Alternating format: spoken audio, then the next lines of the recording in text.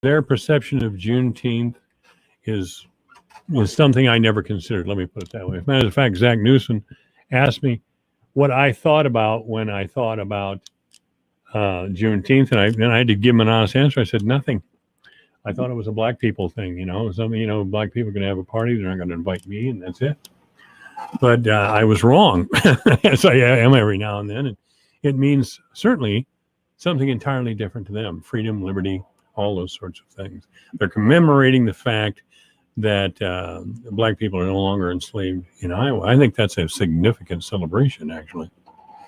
Absolutely. Yeah. And, I think, unfortunately, Mike, you and I are both in the camp of well, I didn't learn about Cinco de Mayo until college, and I didn't really learn about Cinco de Mayo for, those purposes. I learned about Well, I learned about Cinco de Mayo because of tacos and tequila. Bring it on. That was my attitude. But it's unfortunate as a society, we actually probably more people understand. Janece, you're breaking up on me for some reason. Can you speak a little more clearly into the receiver, or? I'm really working on it. I am having phone issues, which anyone out there, if you want a Samsung phone, you should order. In any event, can I get this thing better? Not actually. You faded on me a little earlier. Then it sounded like you brought your mouth a little closer to the receiver or something. You were clear for a minute or two, and now we're having definite problems. Yeah. Okay. I'm always marveled when I read about your business. You still have a landline. I don't at home. Oh, you don't? I don't. I didn't suppose you did. But I haven't had a landline in years. I come from a generation that thought it was cool when I could hang a phone on the wall and have a long extension cord, so I could walk around. That was way cool. Oh, yeah. Way cool. Now I can call anywhere.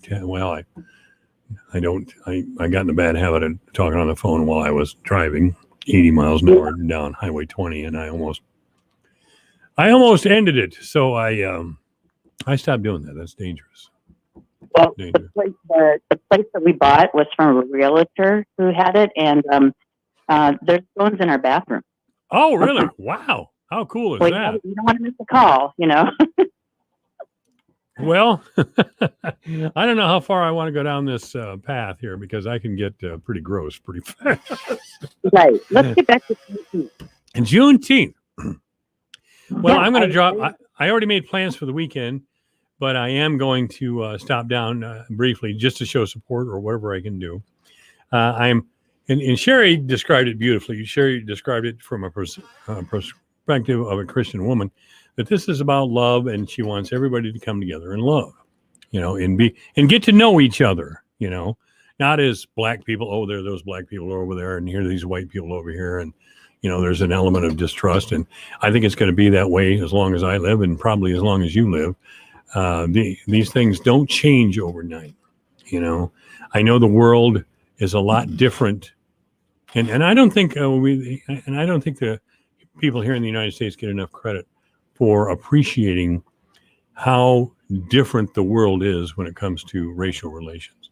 I mean, when I was in high school, it was illegal. You could be sent to jail if you married somebody. If you were a white person and married a black person, that was against the law in a few southern states. And that's phenomenal to look at now. What's that? I said, isn't that crazy? That is crazy. That is nuts. I mean, yeah. I'm with you. I'm really pleased that we have a celebration going on. It sounds like there's going to be some good eats there too. TC Mays and Steve Clayton ribs are going to be down there. Steve Clayton, bring it. And I often went to Shivers Cafe over here. I guess I got booted out, but yeah, that's going to be great food. Yeah, go for the food if anything else. Well, they have that Meriwether Park's a nice little park down there. It gets like a lot of neighborhoods, it gets a bad rap every now and then, but there's going to be no trouble in the neighborhood tomorrow. There's going to be a lot of Christian people there, I have a feeling. And that's right. And that's the good thing. I mean, crime can happen in any part of this town.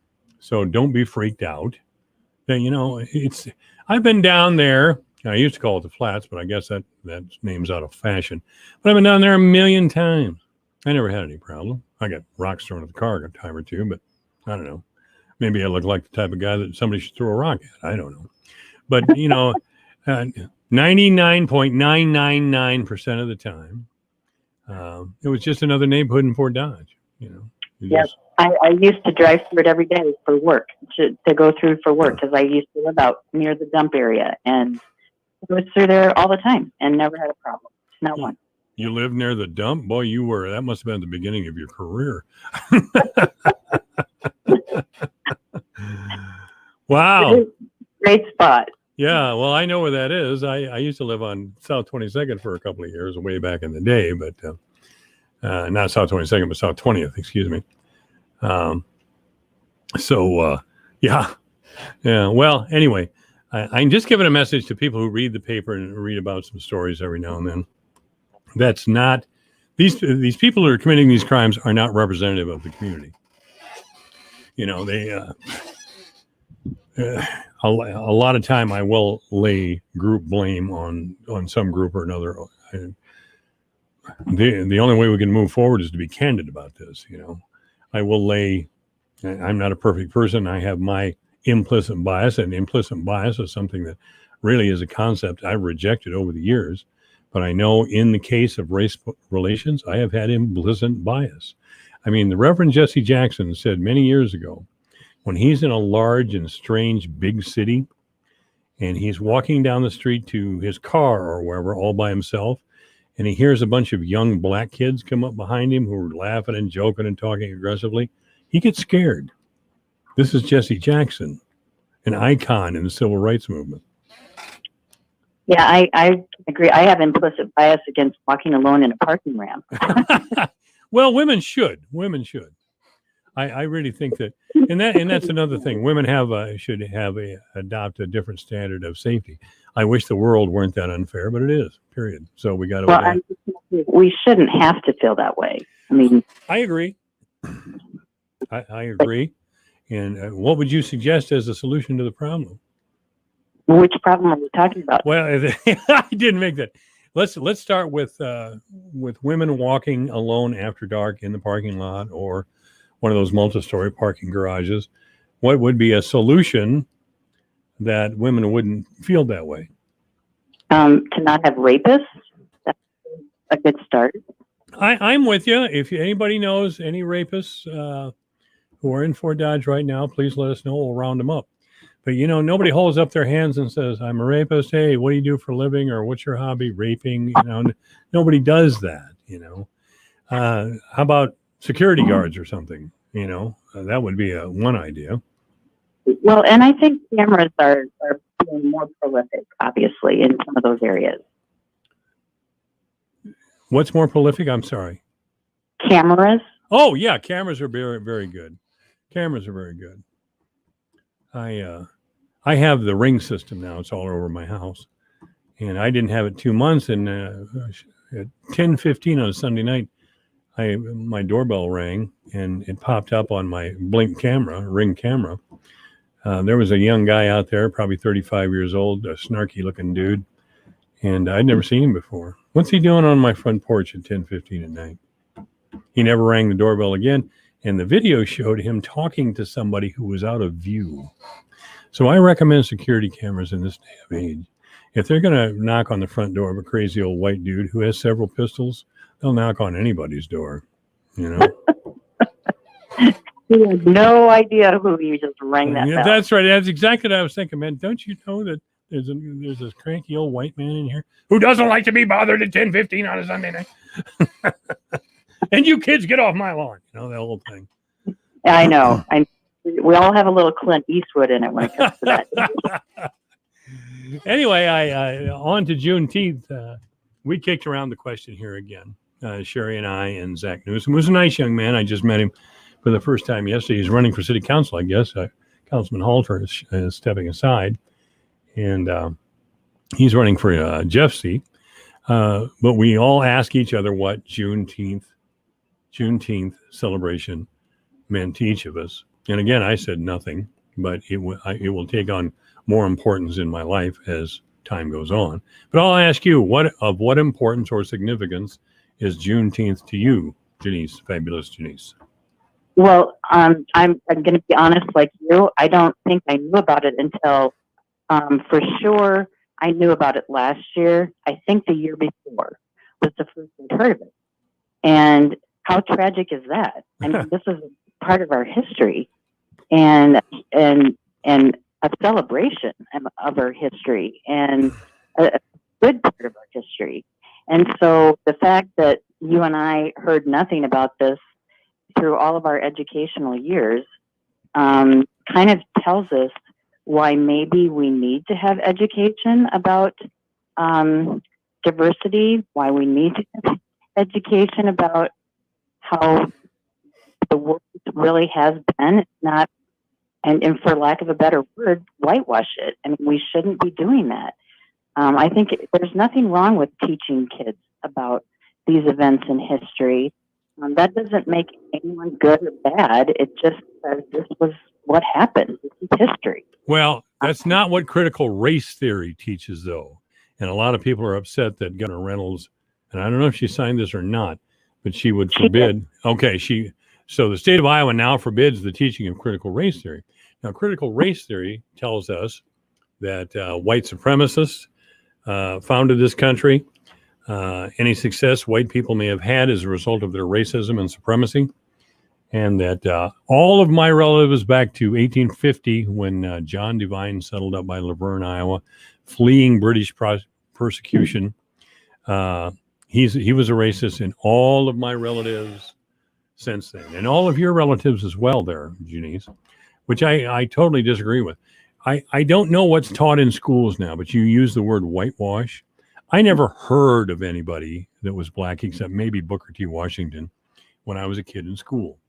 I went to college and didn't, I took government classes on and on and on through college.